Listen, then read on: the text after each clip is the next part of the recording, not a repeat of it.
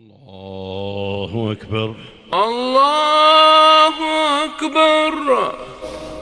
الحمد لله رب العالمين الرحمن الرحيم مالك يوم الدين إياك نعبد وإياك نستعين اهدنا الصراط المستقيم صراط الذين أنعمت عليهم غير المغضوب عليهم ولا الضالين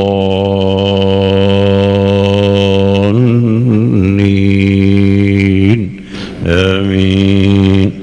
سبحان الذي أسرى بعبده ليلا من المسجد الحرام إلى المسجد الأقصى الذي باركنا حوله لنريه من آياتنا إنه هو السميع البصير. وآتينا موسى الكتاب وجعلناه هدى لبني إسرائيل ألا تتخذوا من دوني وكيلا ذرية من حملنا مع نوح إنه كان عبدا شكورا. وقضينا إلى بني إسرائيل في الكتاب لتفسدن في الأرض مرتين ولتعلن علوا كبيرا فإذا جاء وعد أولاهما بعثنا عليكم عبادا لنا أولي بأس شديد فجاسوا خلال الديار وكان وعدا مفعولا. ثم رددنا لكم الكرة عليهم وأمددناكم بأموال وبنين وجعلناكم أكثر نفيرا. إن أحسنتم أحسنتم لأنفسكم وإن أسأتم فلها فإذا جاء وعد الآخرة ليسوءوا وجوهكم وليدخلوا المسجد كما دخلوه أول مرة وليتبروا ما علوا تتبيرا. عسى ربكم أن يرحمكم وإن عدتم عدنا وجعلنا جهنم للكافرين حصيرا.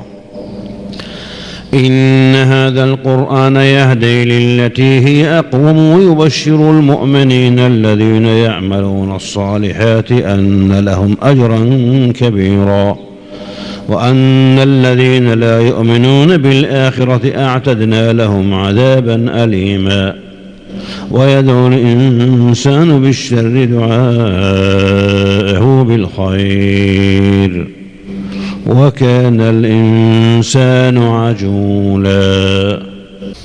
وجعلنا الليل والنهار آيتين فمحونا آية الليل وجعلنا آية النهار مبصرة لتبتغوا فضلا من ربكم ولتعلموا عدد السنين والحساب وكل شيء فصلناه تفصيلا. وكل إنسان ألزمناه طائره في عنقه ونخرج له يوم القيامة كتابا يلقاه منشورا. اقرأ كتابك كفى بنفسك اليوم عليك حسيبا. من اهتدى فإنما يهتدي لنفسه ومن ضل فإنما يضل عليها ولا تزر وازرة وزر أخرى وما كنا معذبين حتى نبعث رسولا. وإذا أردنا أن نهلك قرية أمرنا متر فيها ففسقوا فيها فحق عليها القول فدمرناها تدميرا. وكم أهلكنا من القرون من بعد نوح وكفى بربك بذنوب عباده خبيرا بصيرا.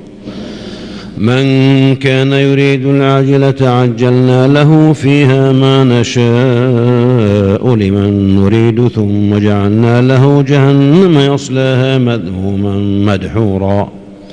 ومن أراد الآخرة وسعى لها سعيها وهو مؤمن فأولئك كان سعيهم مشكورا.